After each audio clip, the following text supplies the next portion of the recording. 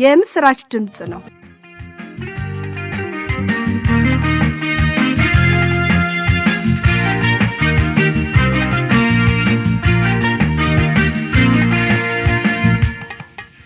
እግዚአብሔር ወንድማችንን ሳሙኤል ገብረ ሚካኤልን ይባርከው።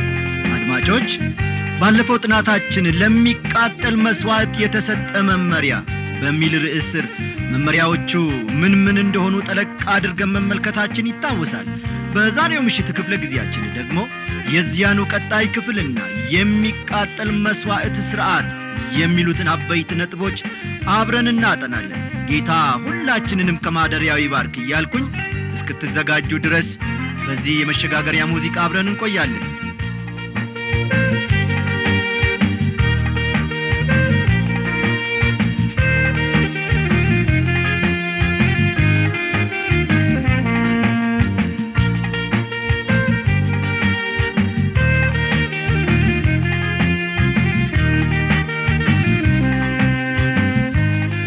ሰዎች ወደ እርሱ መቅረብ እንዲችሉ ከኢየሱስ ክርስቶስ በስተቀር እግዚአብሔር ያዘጋጀ ሌላ መንገድ ከቶ የለም። ወገኖቼ ኢየሱስ እንዲህ አለ፣ እኔ መንገድና እውነት ሕይወትም ነኝ፣ በእኔ በቀር ወደ አብ የሚመጣ የለም ይላል።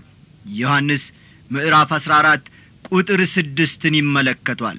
ዮሐንስ ወንጌል ምዕራፍ 14 ቁጥር 6። ይህ ወገኖቼ ለአንዳንዶች ጠባብና ሕጋዊነት የሞላው አነጋገር ሊመስል ይችላል። እውነትም እንደሆነ እነግራችኋለሁ። ወደ እግዚአብሔር ለመቅረብ ከፈለግህ ብቸኛው መንገድ ወገኔ ሆይ ይህ ነው፣ በግድ መምጣት አለብህ የሚል ሕግ ግን የለም። ወደ እግዚአብሔር መድረስ ከፈለክ ግን አማራጭ የሌለው እግዚአብሔር የመረጠው ብቸኛ መንገድ ኢየሱስ ክርስቶስ ብቻ ነው። እግዚአብሔር ይመስገን። እግዚአብሔር ያንተን ጽድቅ ስለማይቀበል በጽድቅ ተመርኩዘ ወደ እግዚአብሔር መቅረብ አትችልም። ሐዋርያው ጳውሎስ ለቲቶ በጻፈው መልእክቱ በምዕራፍ 3 ቁጥር 5 እንዲህ ይላል። ቲቶ ምዕራፍ 3 ቁጥር 5ን በኋላ ተመልከቱ። እኛ ስላደረግነው በጽድቅ ስለነበረው ሥራ አይደለም ይላል። በዘሌዋውያን ምዕራፍ 1 የተጠቀሰው ሌላው መመሪያ ደግሞ መስዋዕቱ መቅረብ ያለበት በመገናኛው ድንኳን ደጃፍ ፊት ነው። መስዋዕቱን በሌላ ስፍራ ማቅረብ አይችሉም ነበር። ወገኖቼ ይህን ልብ እንድትሉ ፈልጋለሁ። ይህም መመሪያ የተሰጠበት ምክንያት እስራኤላውያንን ከጣዖታት አምልኮ ለመጠበቅ ነበር። ይህም ሆኖ እስራኤላውያን ግን በተደጋጋሚ ወደ ጣዖታት አምልኮ አዘንብለዋል። ይህም ለባቢሎናውያን ምርኮ ምክንያት ሆኖባቸዋል። እዚህ ላይ ቆም ብለን እኛ ደግሞ መማር ያለብን ትምህርት አለ። በራሳችን መንገድና በራሳችን መለኪያዎች ወደ እግዚአብሔር ለመቅረብ እንደምንችል አድርገን ራሳችንን እንቆጥራለን። ወደ እግዚአብሔር የምንቀርብበትን መመዘኛዎች እኛ ልናዘጋጅ ከቶ አንችልም። ወዳጄ ሆይ እግዚአብሔር ራሱ አዘጋጅቶልናል። ነቢዩ ኢሳይያስ በመጽሐፉ በምዕራፍ 64 ቁጥር 6 ኢሳይያስ ምዕራፍ 64 ቁጥር 6 እንዲህ ይላል፣ ሁላችን እንደ ርኩስ ሰው ሆነናል፣ ጽድቃችንም ሁሉ እንደ መርገም ጨርቅ ነው፣ እግዚአብሔር ጽድቃችንን ከቶ አይቀበለውም። አንዳንድ ሰዎች ወገኖቼ የእግዚአብሔር ጽድቅ ከሰው ጽድቅ ለትንሽ እንደሚበልጥ አድርገው ያስባሉ። ወገኖቼ ሆይ ይህ ከቶኑ አይሆንም። እግዚአብሔር በፍጹም ጻድቅና ቅዱስ ነው። አስተዋላችሁ ወገኖቼ? አንድ ነገር ልንገራችሁ። እግዚአብሔር የሚቀበለው ጽድቅ በኢየሱስ ክርስቶስ በማመን የሚገኘውን የእርሱን ጽድቅ ነው። በቃ የራስህን ጽድቅ ማዘጋጀት አትችልም፣ መግዛትም አትችልም። መስዋዕቱ በመገናኛው ድንኳን ደጃፍ መሆን እንዳለበት የሚደነግግ እንዳለ ሁሉ ወዳጆቼ ሆይ እግዚአብሔር ካዘጋጀው መንገድ ሌላ ወደ እግዚአብሔር መምጫ መንገድ የለም። ልብ በሉ፣ በእኔ ካልሆነ በቀር ወደ አብ የሚመጣ የለም ይላል የእግዚአብሔር ቃል። እጁንም በሚቃጠለው መስዋዕት ራስ ላይ ይጭናል። ዘሌዋውያን ምዕራፍ 1 ቁጥር 4ን ተመልከቱ። እጁንም በሚቃጠለው መስዋዕት ራስ ላይ ይጭናል፣ ያስተሰርይለትም ዘንድ የሰመረ ይሆንለታል ይላል። እጁንም በሚቃጠለው መስዋዕት ራስ ላይ ይጭናል የሚለውን አረፍተ ነገር አንድ ደረሰ የሚባል ክርስቲያን ወዳጄ ወይም የእግዚአብሔር ሰው የውክልና ተግባር ነው ይለዋል። አስተዋላችሁ? የውክልና ተግባር ነው ይለዋል። ተመሳሳይ ሐሳብ በዘሌዋውያን ምዕራፍ 24 ቁጥር 14 ላይ ይገኛል። ዘሌዋውያን ምዕራፍ 24 ቁጥር 14ን ልብ ይሏል። አንድ ተሳዳቢ በድንጋይ ተወግሮ ከመሞቱ በፊት መስካሪዎች በራሱ ላይ እጃቸውን ይጭኑበታል። ኢያሱ ሙሴን የሚተካው መሪ መሆኑን ለመመልከት ሙሴ በራሱ ላይ እጁን ጭኖበታል። እጅን በሚቃጠል መስዋዕት ራስ ላይ ስለመጫን አቶ ደረሰ ወዳጄ እንዲህ ሲል ይናገራል። እጅን በመስዋዕቱ ራስ ላይ መጫን ማስተላለፍን ያመለክታል። መስዋዕቱን የሚያቀርበው በመስዋዕቱ ላይ ኀጢአቱን ያስተላልፋል። መስዋዕቱ የአቅራቢውን ቦታ ወስዶ በርሱ ላይ ያለውን የኀጢአት ቅጣት ይቀበላል ይለኛል። በሌላ አነጋገር ደግሞ ወገኖቼ አንድ ሰው መስዋዕቱን ይዞ ወደ መገናኛው ድንኳን ደጃፍ መጥቶ ሊታረድ ባለው እንስሳ ራስ ላይ እጁን መጫኑ ይህ እንስሳ የኀጢአተኛውን ሰው ቦታ መውሰዱን ያመለክታል። ሰውየው ሞት የሚገባው እንደሆነ ያውቃል። ነገር ግን ስፍራውን ለመስዋዕቱ እንስሳ አሳልፎ ይሰጣል። ወዳጆቼ ጌታ ኢየሱስን እንዳዳኛችሁ በምትቀበሉበት ጊዜ ኀጢአተኞች እንደሆናችሁና ራሳችሁን ማዳን እንደማትችሉ እየገለጻችሁ ነው ያለው። ከኀጢአት ተመልሳችሁ ወደ ክርስቶስ መጥታችሁ ለርሱ ልትኖሩ ትፈልጋላችሁ። ይህን ልብ በሉ። ትንሹ እንስሳ የኀጢአተኛውን ስፍራ ተክቶ እየወሰደ እንዳለው ሁሉ ክርስቶስም ለእኛ ያደረገው ነገር ቢኖር ይህ ነው። ክርስቶስን በምትቀበሉበት ጊዜ እርሱ የመስዋዕቱ በግ ስለሆነ እጃችሁን በራሱ ላይ አድርጋችኋል። እርሱ የእናንተን የሞት ቦታ እንደወሰደ አረጋግጣችኋል ማለት ነው። በዛሬው ዘመን አንዳንድ ሰዎች እጅን በመጫን የተለየ ኃይል እጁ ወደ ተጫነበት ሰው እንደሚተላለፍ አድርገው ያስባሉ። ወገኖቼ እጅ መጫን ልዩ የሆነ ተአምራዊ ወይም የጥንቆላ ኃይል የለውም። እጅ መጫን ግን ውክልናን ያመለክታል። እጅ የጫንክበት ሰው ወይም ነገር ቦታህን ወስዷል ማለት ነው። የአንጾኪያ ቤተ ክርስቲያን መሪዎች በጳውሎስና በበርናባስ ላይ እጃቸውን እንደጫኑ እንደ ቤተ ክርስቲያን መሪዎች በሚስዮናውያን ወይም በአገልጋዮች ላይ እጃችንን በምንጭንበት ጊዜ እነዚህ አገልጋዮች በሚሄዱበት ቦታ የኛ ተወካዮች ናቸው ብለን መወከላችንን ያመለክታል። አድማጮቼ ኢየሱስ ክርስቶስ የኛን ቦታ ወሰደ። በሁለተኛ ቆሮንቶስ ምዕራፍ 5 ቁጥር 21 ሁለተኛ ቆሮንቶስ ምዕራፍ 5 ቁጥር 21 እርሱን ስለኛ ኀጢአት አደረገው ሲል እኛ በሮሜ 4 ቁጥር 25 ላይ በሮሜ ምዕራፍ 4 ቁጥር 25 ላይ ስለ በደላችን አልፎ ተሰጠ ሲል ጌታ ኢየሱስ የኛን ቦታ መውሰዱን ያረጋግጣል።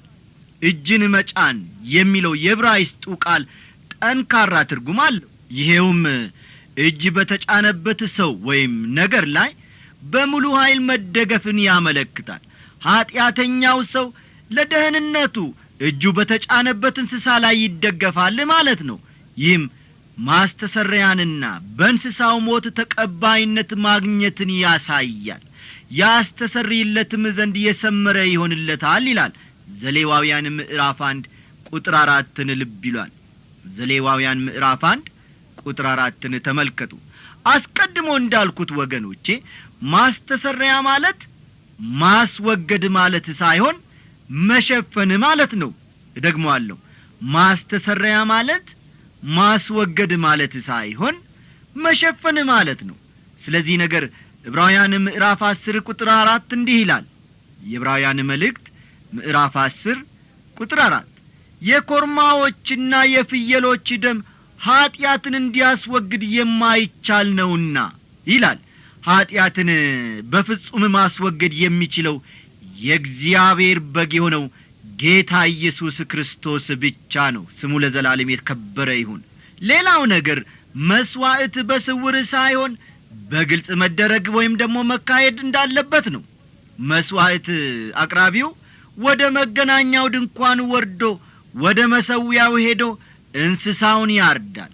ስለዚህ ይህ የመሥዋዕት ሥርዓት በጋድ የሚደረግ ድርጊት ነው። ኀጢአተኛው ሰው ክርስቶስን መስክሮ ማመኑ በክርስቲያን ኅብረተሰብ ዘንድ የታወቀ ይሆናል። በጥምቀትም የእግዚአብሔር ቤተሰብ አባል ይሆናል። ኢየሱስ ክርስቶስ የእግዚአብሔር ልጅ እንደሆነ የሚመሰክር አፍ ወይም አንደበት ለዘላለም የተመሰገነ ይሁን። በመቀጠል ደግሞ ዘሌዋውያን ምዕራፍ 1 ቁጥር 5 አብረን እንመለከታለን። ዘሌዋውያን ምዕራፍ 1 ቁጥር 5 ተመልከቱ። ይህንን የሚቃጠል መሥዋዕት ሥርዓት ብዬ ርዕስ ሰጥቼዋለሁ። የሚቃጠል መሥዋዕት ሥርዓት። በሬውንም በእግዚአብሔር ፊት ያርደዋል። የአሮንም ልጆች ካህናቱ ደሙን ያቀርባሉ። ደሙንም በመገናኛው ድንኳን ደጃፍ ፊት ባለው በመሠዊያው ላይ በዙሪያው ይረጩታል ይላል።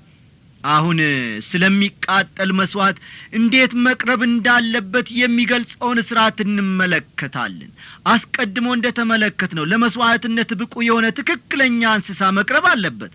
ኀጢአተኛው ሰው መሥዋዕቱን ካህኑ ወዳለበት ወደ መገናኛው ድንኳን ደጃፍ ይዞ ይቀርባል። በዘሌዋውያን ምዕራፍ 1 ቁጥር 14 እስከ 15 ከተጠቀሰው በስተቀር የመሥዋዕቱን እንስሳ የሚያርደው ኀጢአተኛው ራሱ ነው። አስተዋላችሁ? በዘሌዋውያን ምዕራፍ 1 ከቁጥር 14 እስከ 15 ከተጠቀሰው በስተቀር የመሥዋዕቱን እንስሳ የሚያርደው ኀጢአተኛው ሰው ራሱ ነው። የእግዚአብሔር ቃል በሮሜ ምዕራፍ 6 ቁጥር 23 ሮሜ ምዕራፍ 6 ቁጥር 23 የኀጢአት ደሞዝ ሞት እንደሆነ ያስታውቃል። ነውር የሌለበት እንስሳ ኀጢአተኛውን ወክሎ ይሞታል። እንደዚያውም እርሱ ክርስቶስ ማለቴ ነው ጻድቅ ሆኖ ስለ አመፀኞች አንድ ጊዜ በኀጢአት ምክንያት ሞቷልና። አንደኛ ጴጥሮስ ምዕራፍ 3 ቁጥር 18 ተመልከቱ። አንደኛ ጴጥሮስ ምዕራፍ 3 ቁጥር 18 ልብ ይሏል። የኛ ኀጢአት ወገኖቼ ክርስቶስን በሞት ፍርድ ሥራ አደረገው። ነገሩን ግልጽ አድርገን ወደ ግል ደረጃ ስናመጣው ለክርስቶስ ሞት ኃላፊነቱን መውሰድ ያለበት የኔና የናንተ ኀጢአት ነው። አንዳንድ ሰዎች ለክርስቶስ ሞት ተጠያቂዎቹ እስራኤላውያን ናቸው ወይም ሮማውያን ናቸው ወይም ደግሞ የአይሁድ ሃይማኖት መሪዎች ናቸው እያሉ ሲከራከሩ መስማቱ ይሰለቸኛል። ወዳጄ ሆይ ሰዎች እንዳሰኛቸው ሊከራከሩ ወይም ደግሞ ሊናገሩ ይችላሉ። እውነቱ ሲታይ ግን እኔና እናንተ ኀጢአተኞች ባንሆን ኖሮ ማንም ክርስቶስን ለሞት አሳልፎ መስጠት ባልቻለ ነበር። የኛ ኀጢአት ነው እርሱን ለሞት ያበቃው። በዘሌዋውያን መጽሐፍ መሠረት እያንዳንዱ መሥዋዕት በመታረድ መፈጸም አለበት። ኀጢአተኛው ራሱ ቢሆን ወይም ሕዝቡን የሚወክለው ካህኑ እንስሳውን መግደል ይጠበቅበታል። የእንስሳ ደም ሳይፈስ ስርየት አይደረግምና።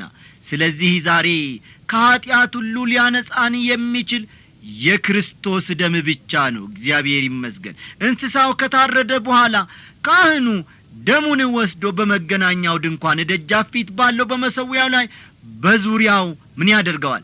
ይረጨዋል። ደም ሕይወትን ይወክላል። አድማጮቼ አስተዋላችሁ? ደም ሕይወትን ይወክላል።